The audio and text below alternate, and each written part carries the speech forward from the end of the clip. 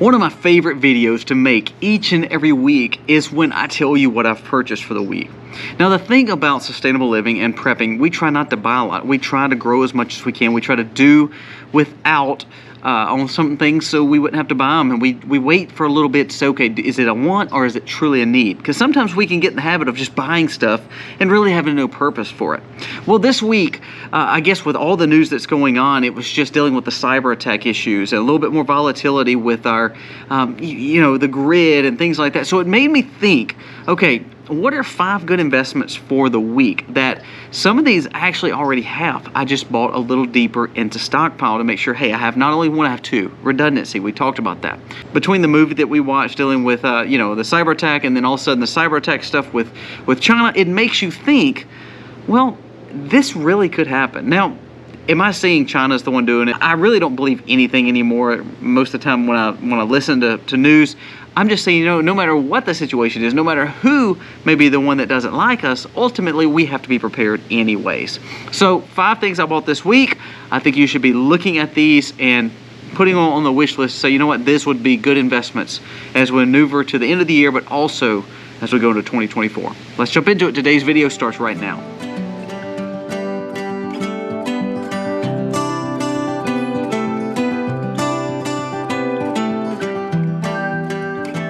Hey guys, welcome to the Max. Thank you so much for being here today. If you're new to the channel, go down here, press subscribe, ring the bell.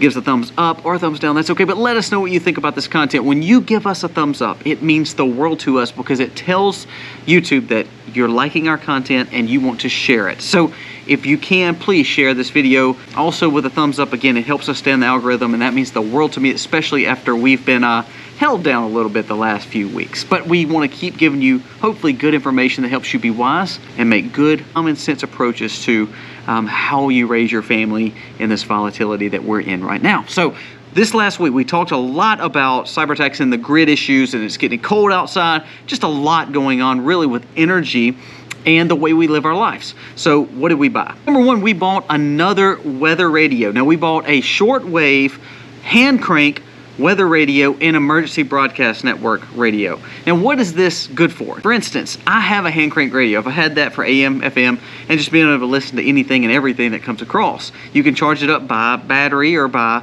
wall charger, or you can hand crank it. Well, I've kind of bought the step up from that. It gives me a little bit better opportunity to hear what's going on in the world if something were to go wrong. We talk about living off of the information we get. We're in the information and technological world. If all of a sudden we hit a solar flare happens, EMP happens, we have something like a cyber attack.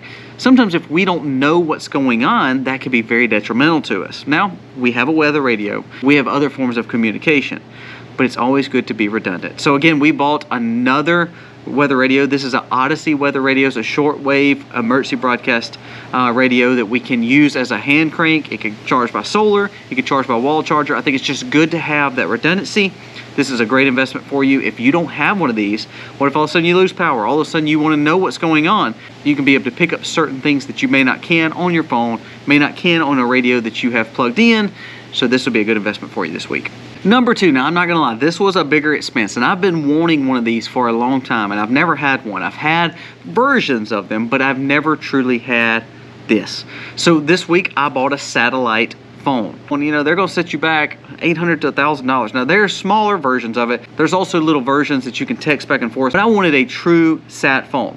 So I bought a sat phone with minutes built in to where I had it just in case I needed to get with communications to other people that have sat phones and that have preparedness a very big part of their life. This is a pretty good investment here. But I bought the Blue Cosmo satellite phone and kit. I will link it below also. I think this is just a good investment. It's one of those things that I hope I never have to use. But when sometimes we don't have cell phone service and when we're on trips or all of a sudden something goes wrong, like the other day, for instance, my job, they were doing some work on the lines. There was an issue with the fiber coming into the building, and all of a sudden all voice over IP phones and cell phones were dead. Now, does that mean that they were dead for a long time? No, but there's times where if I had the capabilities to have the sat phone and be able to utilize it in a situation that might not be as good, this would be great to have. Now, say you can't afford a sat phone right now because it's kind of expensive and it's Christmas time. Have you thought about having a two-way texter? They make these little text machines where you can send text to each other via satellite capabilities, not using just a regular old cell phone towers or 5G network. So think about that. Have you thought about having low frequency or a different frequency CB radios? Have you thought about a ham radio? Have you thought about any of those things? Sometimes we may not can invest in the top things, and I didn't buy the highest end version of a satellite phone, but I bought a good satellite phone that had good ratings to hopefully never have to use it, but to know I've got it just in case. This is a good investment that I've been saving up for a while, because to be honest with you, I just didn't feel comfortable not having another form of communication. I have a CB, I have a style radio that can really go miles and miles. We've tried it, it's been great. But now this gets me to the next step, satellite phone. Number 3, I bought a new a set of bushcraft tools. Now, the reason I bought this, I have these already, but we wanted a secondary set to put in our bug out supplies. And also, I told the kids we're going to really try to camp a little bit more this year and do a little bit more protocols and have fun in the woods, but also teach my kids a little bit more skills in the woods. I think this is a great fun adventure for your children, but also it's teaching them life skills that they would need. So I bought a new bushcraft knife, a new bushcraft travel and tactical shovel, and also a new hatchet. All those things, we have several of them, we already own them, but now we have, again, 6 kids, so it allows us, when we go into the woods, we have a little bit more of a teachable moment with a lot of them to be able to be more hands-on. A lot of these things you can pick up for pretty cheap. Don't buy the cheapest version, don't buy some kind of, Chinese-made version of them. Try to find an American company that you can buy these from. I'll link some of the ones that I've bought before below, but I think these are good investments. When I say bushcraft tools, really what I'm saying is you can use them and they're a little bit more durable.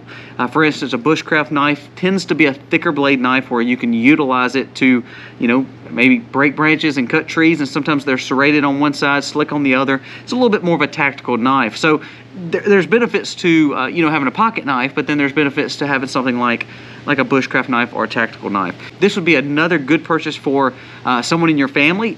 Even for Christmas, they're quick, easy, not really expensive. You can spend the world on them, but there's some that's highly rated, American-made companies that make these things that will help you build skills to how to start a fire, how to cut wood for it, and how to use some of these things in the woods to build skills for survival. It's good to teach your children and have fun doing it, because when it becomes a serious issue, you don't want to not know how to use and live in certain areas of the woods or on certain areas of your land. Number 4, I made a gold and silver purchase this week. Now, that is a monster purchase, and I'm not trying to convince you to spend thousands of dollars on gold and silver. What I'm trying to say is this. I decided to see gold prices is shooting up. I've told you this. We've done tons of videos on this. We see it is going up. With the fact of them starting to lower interest rates and the market saying, okay, we're glad of that. That's scary to me, because remember, when we started lowering interest rates at the fact that they were not stopping spending, people kept buying even with higher rates of inflation. Therefore, we are setting ourselves up for more tax and more problems with the middle class and the dangers of holding wealth and money. I believe the stock market's going to go up to a point, but I believe actually you're going to see more of a reverse market crash or a melt up, because you're going to start seeing more problems with the middle class not being able to keep their money because they're having to use so much debt. It's just so many problems there. So for me, I was thinking, again, I don't want so much money sitting in the stock market account. I don't want so much money just sitting at my bank.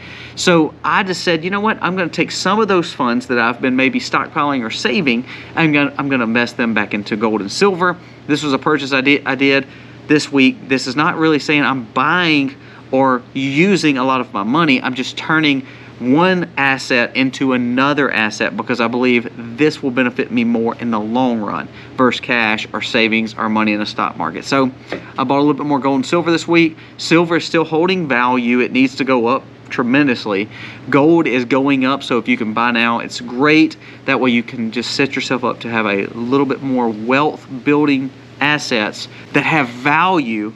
And it's the most important currency, especially with everybody's currency being so manipulated now worldwide. Again, most countries are buying gold right now because they know the value of it really never goes down, and it's always worth something. And number 5, we bought some fishing gear. Now, here's what I bought. We found an old junky John boat that someone was wanting to get rid of. A little 14-foot paddle John boat. Now we call them John boats here. Basically it's just a cheap old aluminum boat.